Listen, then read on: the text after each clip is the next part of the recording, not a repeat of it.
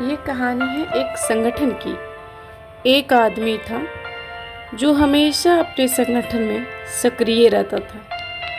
उसको सभी जानते थे, बड़ा मान सम्मान मिलता था। अचानक किसी कारणवश वह निष्क्रिय रहने लगा, मिलना जुलना बंद कर दिया और संगठन से दूर हो गया। कुछ समय पश्चात एक बहुत ही ठंडी रात में उस संगठन के मुखिया ने उससे मिलने का फैसला किया। मुखिया उस आदमी के घर पे गया और पाया कि वह आदमी घर पर अकेला ही था। एक संगीठी के अलावा जलती हुई लकड़ियों की लौ के सामने बैठा आराम से आग ताप रहा था। उस आदमी ने आगंतुक मुखिया का बड़ी खामोशी से स्वागत किया। दोनों चुपचाप बैठे रहे, केवल आग की लपेटों को ऊपर तक उठते हुए ही देखते रहे।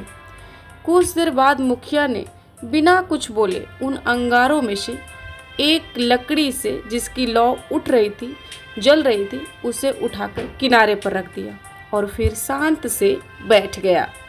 मेजबान हर चीज़ पर ध्यान दे रहा था। लंबे समय से अकेला होने के कारण मन ही मन आनंदित भी हो रहा था कि वह आज अपने संगठन के मुखिया के साथ है। लेकिन उसने देखा कि अलग ही हुई लकड़ी की लौ धीरे धीरे कम हो रही है, जिसे उसने हटाया था। मुखिया ने कुछ देर में आग बिल्कुल बुझ गई। उसमें कोई ताप नहीं बचा था। उस लकड़ी से आग की चमक जल्द ही बाहर निकल गई।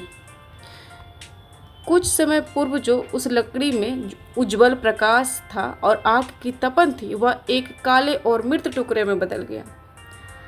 इस बीच दोनों मित्र ने एक दूसरे का बहुत ही संक्षिप्त अभिवादन किया, कम से कम शब्द बोले। जाने से पहले मुखिया ने अलग की हुई बेकार लकड़ी को उठाया और फिर से आग के बीच में रख दिया। वह लकड़ी फिर से सुलगकर लौ बनकर जलने लगी और चारों ओर रोशनी तथा ताप बिखेरने लगी। जब आदमी मुखिया को छोड़ने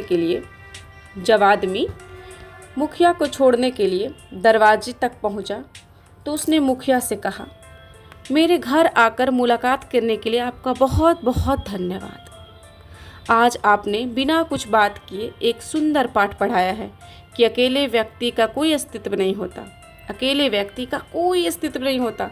संगठन का साथ मिलने पर ही वह चमकता है और रोशनी बिखेरता है।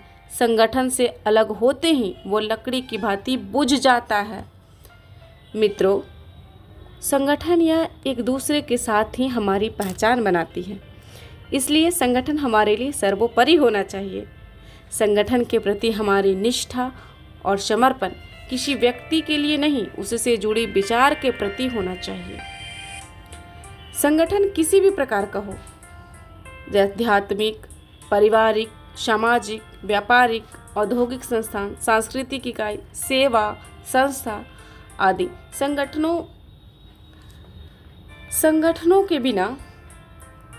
के बिना मानव जीवन अधूरा है। अतः हर क्षेत्र में जहाँ भी रहें, संगठित रहें, सुरक्षित रहें, खुश रहें। कैसी लगी आपको ये मेरी छोटी सी कहानी? अगर अच्छी लगी तो दिल से लाइक करें, कमेंट करें, सब्सक्राइब करें।